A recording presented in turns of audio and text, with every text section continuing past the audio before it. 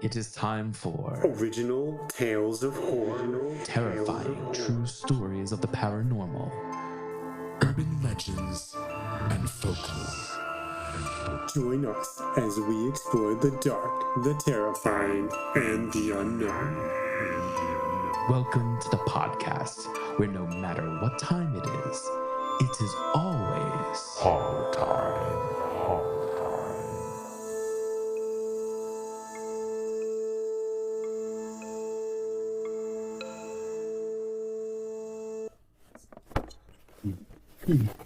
Oh, hello. Welcome back to Horror Time. So, today we're going to be talking about the Villisca Axe Murder House. Very tragic tale, but also quite haunted. First, we're going to go ahead and let's see. I'm just looking for the perfect story here. How about this one? It's about two college students who are being initiated into a frat. And, well, they have to visit a haunted house to do so. So let's go ahead and pop that in, shall we? It's called The House of Whispers.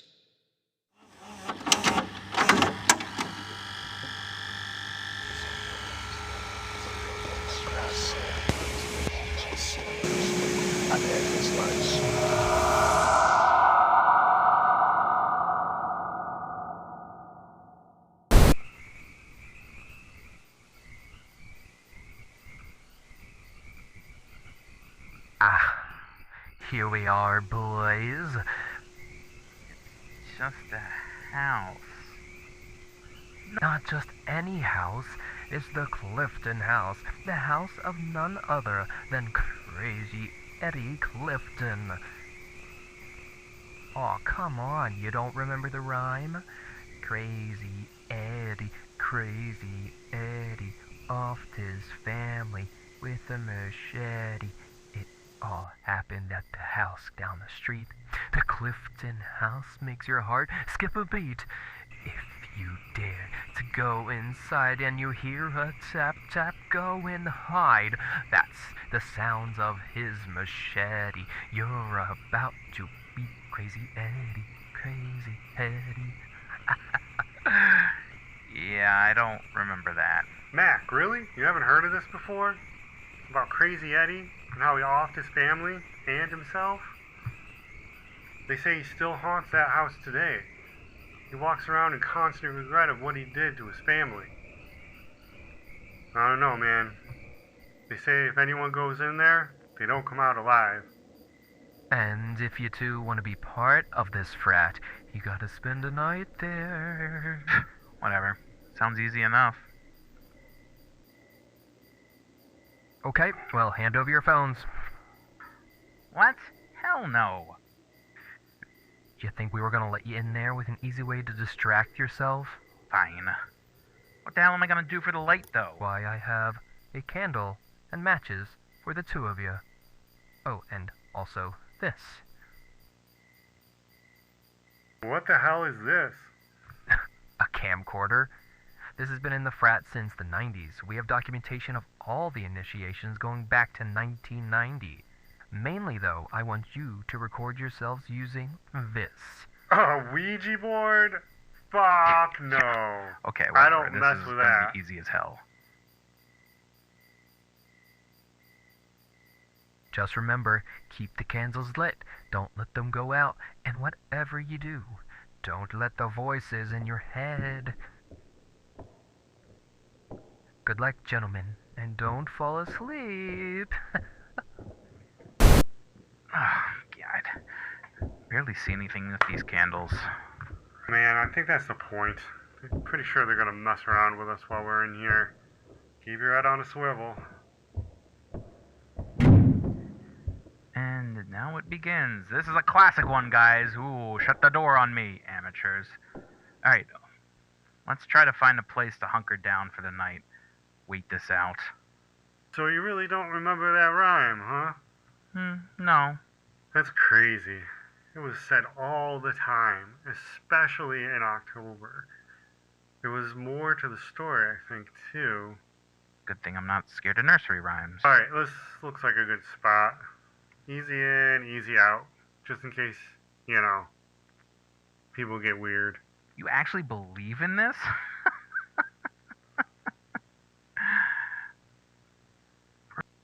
Did you feel it? Bro, these things are fake. We are just subconsciously moving it together. What the hell was that? An old house with a draft. Remember the rhyme? Oh my God. Tap, tap. That's the sound of his machete. Oh my God, bro, chill.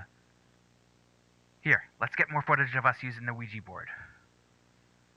Are you out of your mind? No way. Fine, I'll do it alone. No, that's like the first rule of any horror movie. There are rules now? Nope, whatever. I'm out. I don't care about this. I don't care about the frat. I'm done. Dude, seriously? Bro, seriously? Alright, your loss.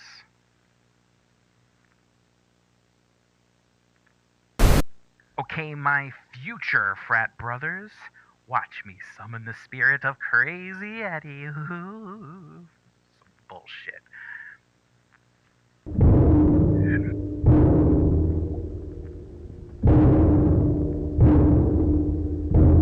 Must be done. Huh?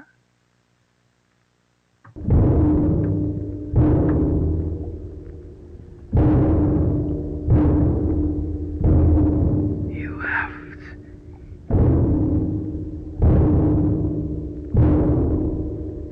He dishonored the fraternity. He must go. Okay, what the hell?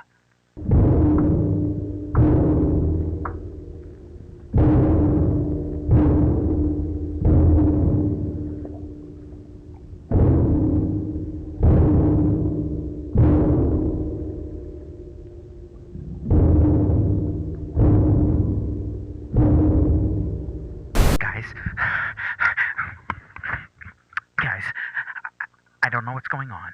If you're fucking with me, well, it's not really funny anymore. Cleanse him. Show him. Kill him. Ah! Stop! Get out! Hey, Mac. I'm sorry, bro. Shouldn't have left you. That's a dick move. But I remembered the other part of the story. So Crazy Eddie left a note. Something about he did it because the voice inside his head told him to. Just to clean the house of any evil by killing all who are in it. Isn't that messed up? Anyway, let's go finish this thing. I'm exhausted.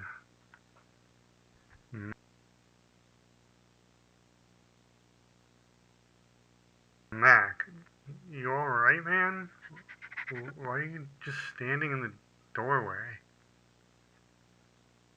No, I won't do it. I can't. It's not right. Do it. No time left. Cleanse him. Show him. Please stop. Stop what? Will, what? Mac, stop it. Like, who are you talking to? What are you doing? No way. Get out of my head. Whoa, Mac.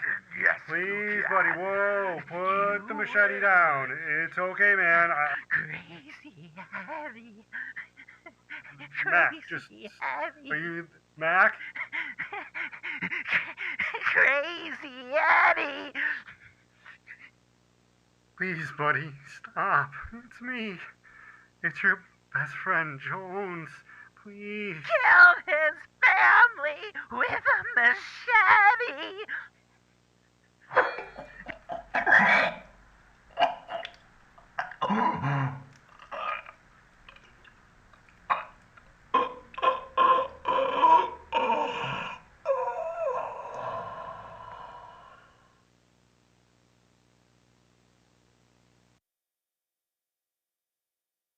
Yo, this is gonna be so great. These costumes are so kick-ass. They're gonna shit themselves. Shut up. They are going to hear us. You have your phone recording, right? Yep.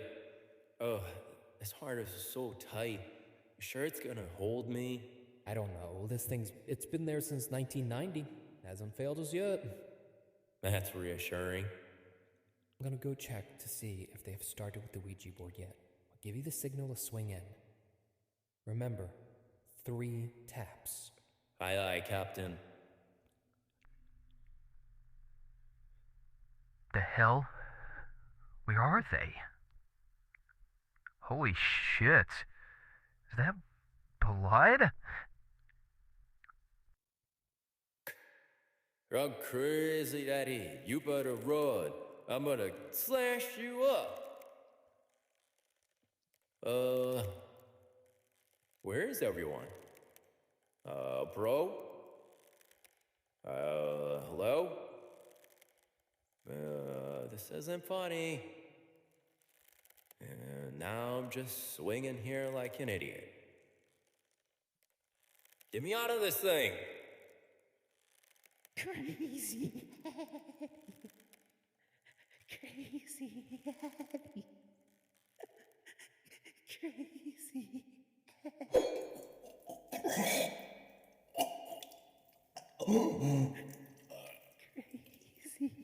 Crazy Eddie.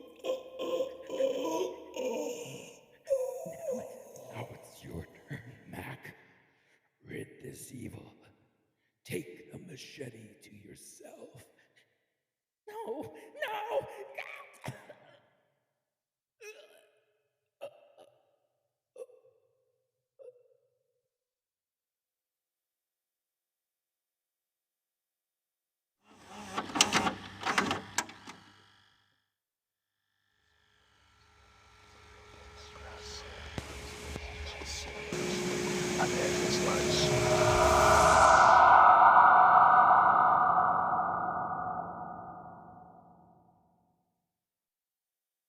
Hello, our frightful friends. I'm Timekeeper Matt. I'm Timekeeper Pat. And welcome to Season 4, Episode 2. I almost said Season 2 there. We are not on Season 2. So, how are you doing today, Pat? I am doing wonderful.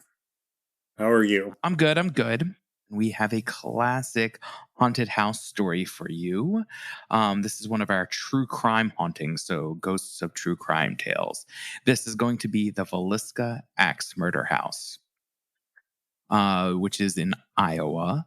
So it is pretty famous amongst the paranormal community of being one of the most haunted houses, and at least one of the most haunted houses in the United States of America. And so, people have claimed that there's been, your classic type of paranormal things, disembodied voices, things moving, sounds, chills, all that type of stuff. So we're going to get into it. So, here's a little bit of a backstory. On June 10th, 1912, between midnight and 5 a.m., a horrific event occurred in Villisca, Iowa. A sleepover ended in tragedy when 8 people, including 6 children, were killed with an axe. The Villisca Axe murders remain unsolved to this day, but many people think it was actually a reverend in the area that committed these crimes. He was actually tried, I believe, twice for it, and 2 or 3 times, and he was found not guilty each time. So it's still gone unsolved, whether this was some type of murder-suicide deal or someone they know murdered them. Some people think it was actually a string of murders, like a serial killer, something like that. But no one really knows what happened, and it's gone unsolved for about 100 years, actually over 100 years, which is just absolutely awful. These people were bludgeoned axes in their beds, including the children. Over the years, it's become kind of a paranormal hotspot. It was actually restored and was put on the historical list as a historical site. The pictures, from what I've seen of it, it's it looks very well done. It's not like you wouldn't expect it. It's very unassuming. An unassuming haunted house. I mean, it's old, but other than The fact that there's a giant sign in front of it that says it, you would not expect it. It just kind of looks like a farmhouse. All right, so here's a little bit of a tale that will kind of go over everything that is alleged to have happened, alleged paranormal encounters that would have happened in the house. So here we go.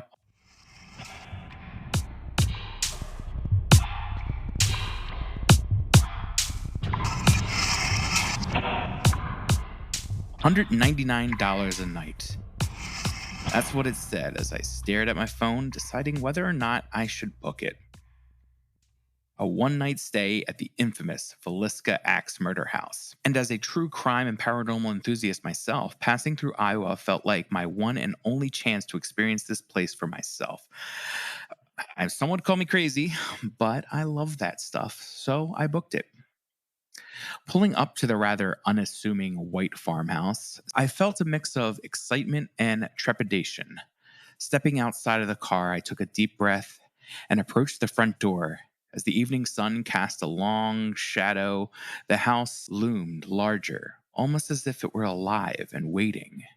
Inside, the air was thick with the weight of history. I set my bag down on the parlor and immediately felt a chill run down my spine. Every creak of the floorboard and whisper of the wind seemed amplified. The old, worn furniture covered in dust stood as silent witnesses to the unspeakable horror that had occurred here over a century ago. As darkness fell, I made my way to the children's room. There, small beds stood neatly made, untouched by time. Suddenly, I felt a cold draft, and the room temperature seemed to drop several degrees. A soft, almost audible hum began to fill the air like a lullaby. My heart raced, but my curiosity kept me rooted to the spot. Venturing into the attic, the place where the killer had once waited with an axe in hand, I felt the air grow even thicker with dread. The small space seemed to close in around me, and the sense of a sinister presence was palpable. Suddenly, soft but steady, a sound of breathing reached my ears, slow and methodical. My skin prickled, and I realized I was not alone in that dark, oppressive space. In the kitchen, as I tried to shake off the feelings of unease, cabinets started to open and close on their own, and utensils clattered to the floor without any visible cause. An acrid smell of something burnt, almost metallic, lingered in the air. The supernatural energy in the house was undeniable, making every moment feel like a test of nerve. I braved the basement next. Each step down the creaky stairs echoed loudly, amplifying my growing sense of dread. Shadows danced on the walls, moving in eerie synchronicity with the flickering light bulbs. And in the far corner, an old rusted axe lay abandoned. Its presence sends an icy shiver down my spine. A loud thud reverberated through the basement, startling me, but when I spun around, found nothing there. The night continued with more unsettling occurrences. In the parlor, an old rocking chair swayed gently, as if someone unseen was sitting in it. Ghostly voices filled the air, whispering secrets of the past in mournful tones. I couldn't make out the words, but their sorrow, it was unmistakable. As I retreated to the master bedroom, glimpses of pale, ghostly faces appeared in the mirrors, their eyes filled with terror. The room felt colder than the rest of the house, and a heavy sense of sadness lingered. A sudden sharp touch on my shoulder made me spin around, but there was no one there. The paranormal activity intensified as the night wore on. Doors opened and closed on their own. Strange, cold spots appeared through the house. The constant feeling of being watched weighed heavily on me, as if the spirits of the past were closing in, or as if the spirits of the past were closely observing my every move. In the early hours of the morning, I decided to venture back to the children's room, but this time, I found the toys had been moved from their original spots, and the faint sounds of child's laughter echoed through the room. I felt a cold and invisible hand brush against mine, sending chills down my spine. It was as though the children's spirits were still present, trying to make contact from beyond. Exhausted and shaken, I made my way to the parlor one last time. As the first light of dawn began to filter through the windows, I noticed the rocking chair had stopped its gentle sway. The house seemed to exhale, as if releasing the tension of the night. The whispers ceased, and an eerie calm settled over the rooms. By morning, I was both physically and emotionally drained, but deeply intrigued by the experiences I had encountered. The Villisca Axe Murder House lived up to its haunted reputation, a place where the past and present seemed to intertwine, and the echoes of that tragic night back in 1912 still linger on.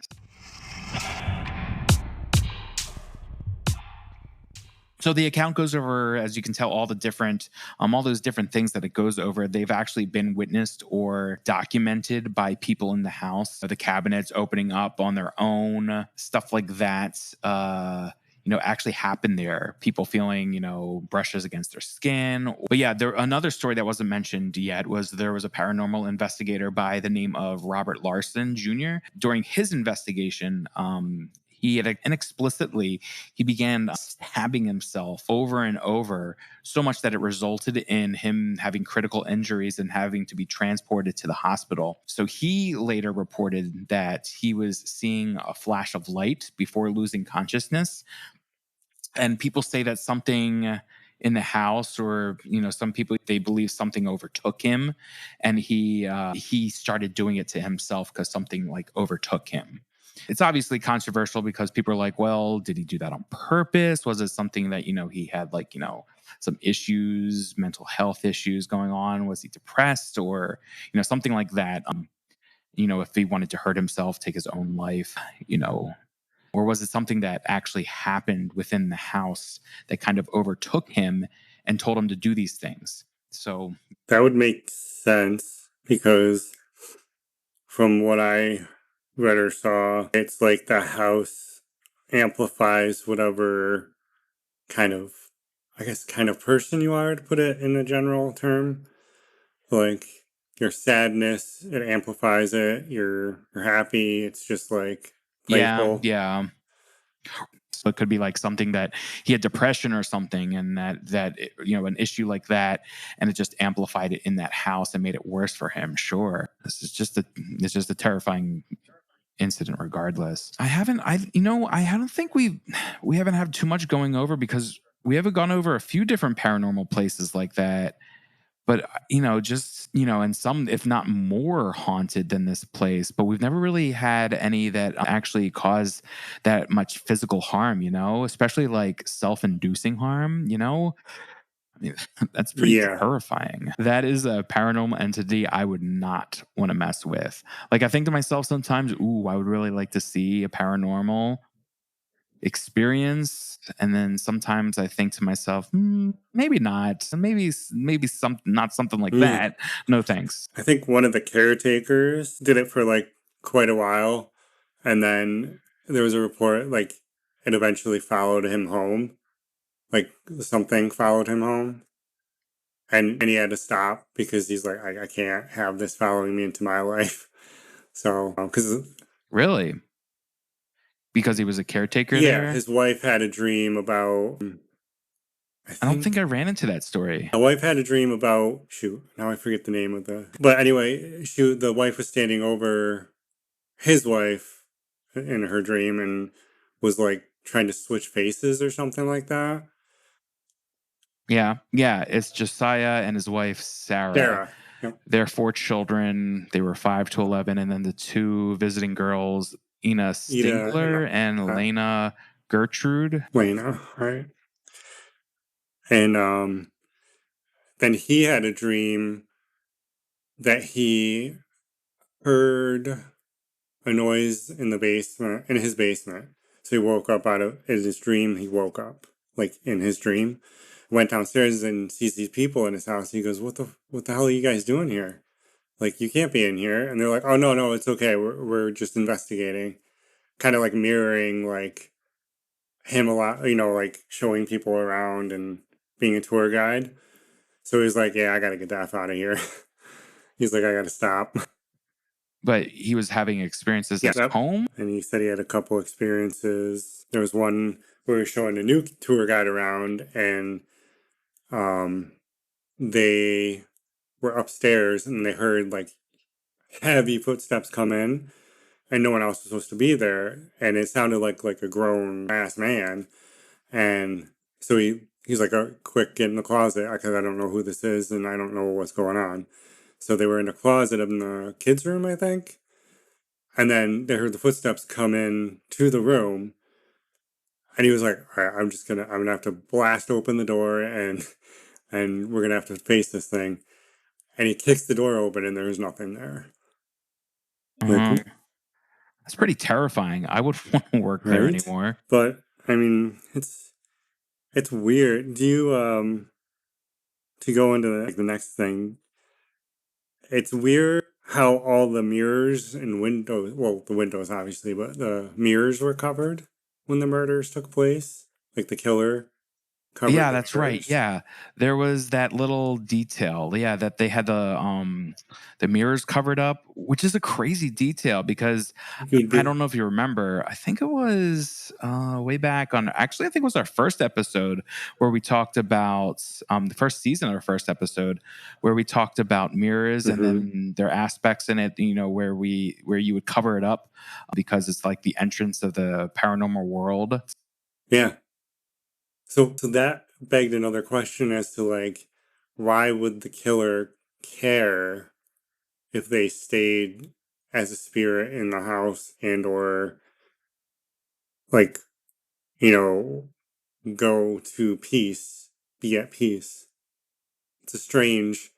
I mean, I know we don't know the minds of these killers and stuff, so we don't know how that works, but maybe it was just like a thing. There are some prominent, like I said, there are some prominent suspects in it. The biggest being Reverend George Kelly. Yeah, that's his name. And I don't know, maybe that would explain something, some type of, covering up if he believed in the paranormal, covering those mirrors. So he was arrested and tried twice for the murders, but it was acquitted both times. And he accidentally made a confession, then he withdrew it. So it could have possibly been him. Then there was another, Frank F. Jones was a prominent one. Frank F. Jones, he was a prominent Villisca resident, an Iowa state senator, and he was suspected because of a business dispute with Josiah. And then there's William Mansfield. He was another suspect who was considered but never charged. Or the culprit. Because Williams was the soldier, right? Did you say Paul Mueller or Miller? No, I didn't mention that one. Was that another one? He's one of my, that was another one I thought. Just because I think that's the one from Germany that I think he ended up killing people too. Shoot. I don't have all the notes right here.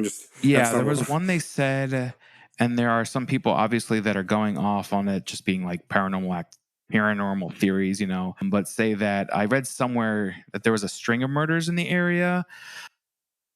And then something like, maybe it could have just happened and there was no relation whatsoever to these people. I don't know. From what I just think that Reverend George Kelly, you did bring up a good point for the mirrors. I didn't think about that because when I was watching a video of two women that went in and did it, and then the other caretaker was talking, and they were like, oh, he's like, I don't think that he would be a good suspect because I'm pretty sure he was just like looking to see some naked ladies. He was just like, hey, peep. The Reverend, he was a peeping Tom. He's a peeping Tom. Yeah, he's a peeping Tom. Back to the Future reference for anyone who cares. But yeah, you bring a good point with the mirrors. That would explain why he covered up the mirrors so they don't stay. right? It's someone's like, right? Like it's someone They just moved superstitious up or on my something like list. that, right? Yeah, I don't know. Unfortunately, we'll probably never know, which is the sad thing.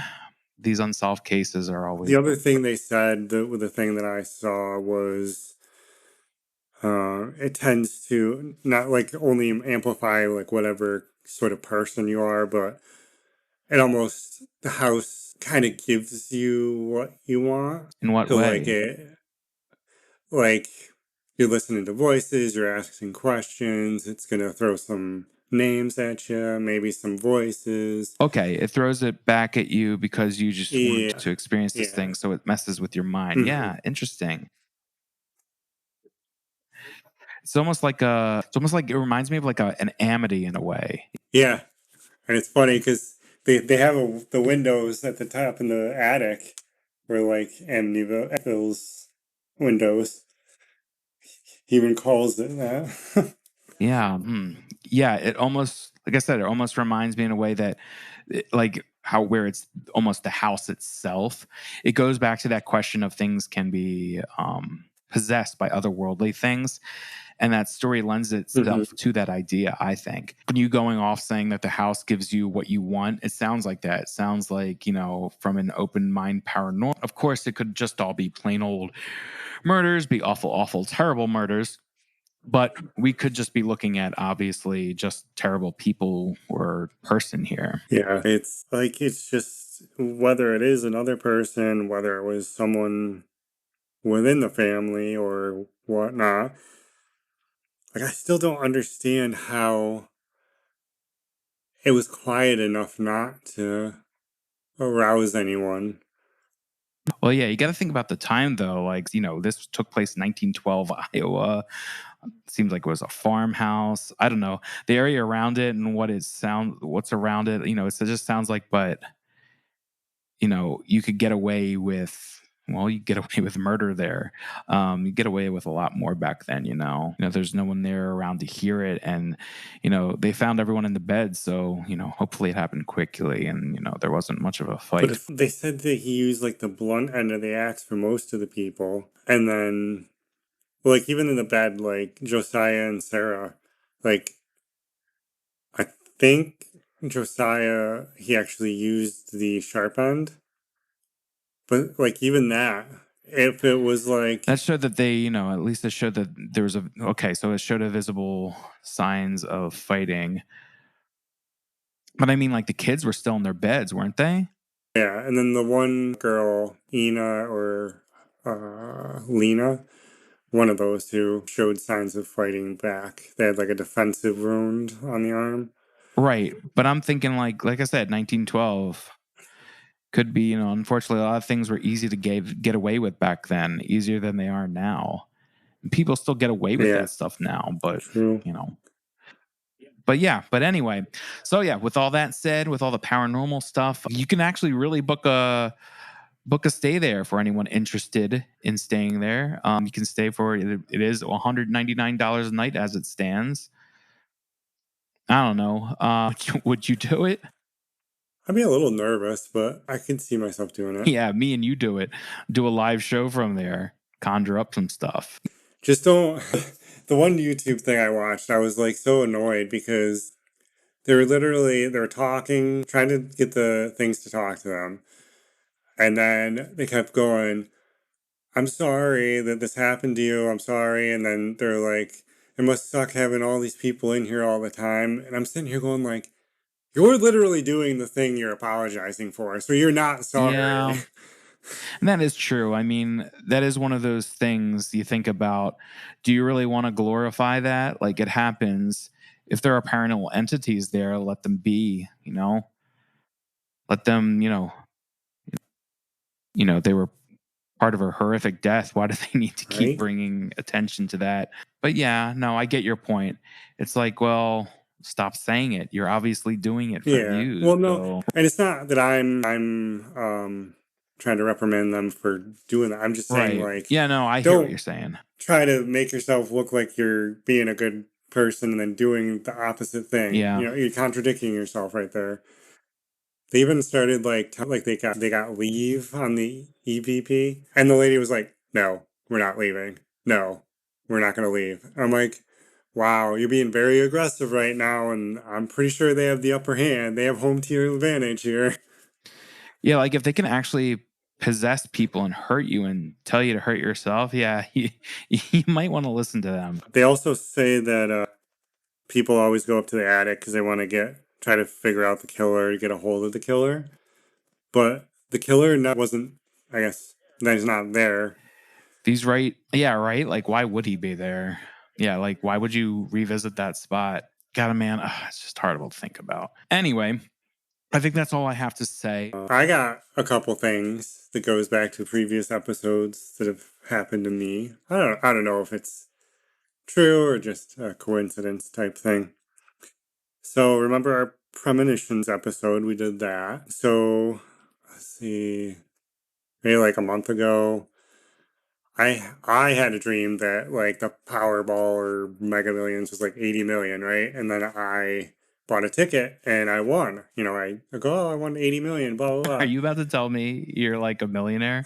We don't have the place, we don't have the studio yet, so no. But so I was like, okay. There's a lotto app or whatever that I use. And so I was like, when it hits 80 million exactly, I'll buy my normal amount of tickets with the normal numbers I play. So it did. It came up and I was like, okay, playing. And that night, I think it was like a Friday night because I was playing games with Jared. I look at my phone and it's like a notification email from the lotto thing. Okay. And I'm like, holy fuck, Jared. He's like, what? And I explained the whole dream and everything. And he's like, dude, look at it. And I'm like, I'm afraid to because I don't know if I've won a lot or just a little. And if I win a lot, I'm probably going to like just have a heart attack. But I brought up the email and it was like, oh, congratulations. You've, hit some numbers or whatever. So I checked the thing and I won $40. I mean, it was still right. It's like I still won on the number that I was supposed to, not the exact amount that it was for, but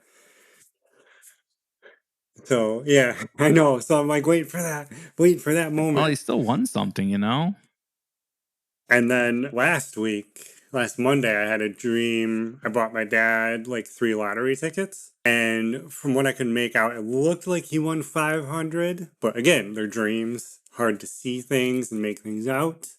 But I knew they were lottery tickets. I knew he came up to me and said, hey, I won. And look, I won.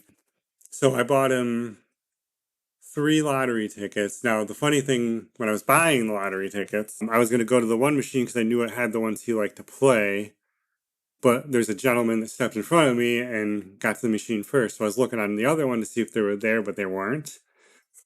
And there was another ticket that caught my eye, and I was like, maybe I should just buy this one. But then the guy had enough time and left, so I switched machines. And I'm like, what if that was like a push to the other machine? But I ended up getting him 3 like Win for Life tickets. And so I bought 3 tickets from the machine, the Win for Life. I know he likes those, so I did it. I usually see him on Tuesdays and Thursdays. So Tuesday night, I brought him. I go, okay, scratch these off. And he looks at me like, what? Why? I'm like, just do it, please. I'm not going to say anything until you scratch them off. And then, he started scratching one off. And I think he lost the first one. And then he scratched the second one. And he was like, I won $5. And it was on one of the your number, their number things, which you never win on. And then the third ticket, my sister grabbed it and she was going to scratch it. I was like, Edison, give that back to Dad right now because he has to scratch it. And then I think he just won like a cash for life quick pick thing. Still, again, I bought him 3 tickets, like my dream. He actually won. So that's like 2 for 2 right there. So that is whatever our fans and us want to take that as. It was just like a neat little thing that happened. I was like, oh my gosh. I'm like, I was like, is the Matrix like glitching right now? Is it trying to help me out? We're all in an AI simulator. So if I send you any lottery tickets, scratch them off right away. All right. Okay. Well, whenever you have your premonitions, you let me know. Y'all will be the first to know. Pat, do you have anything else to share? I am, All right, tapped then. out. Okay. Well, our next episode will be a Halloween episode. We are going to be telling spooky stories, just kind of campfire stories. We thought we'd re-narrate some creepy pastas that are, there's no copyright issues to them. So we're going to do that. We figured that'd be kind of fun for a Halloween episode to do a story like that. So yeah, that's what we're going to do. But otherwise, after that, we'll be back up to our normal types of episodes. And so you guys enjoy the rest of your spooky season. And if you are wanting more spooky type of stuff, just visit us on our socials. So things like Facebook, Instagram, TikTok, just at Hard Time Podcast. All right, you guys stay spooky out there.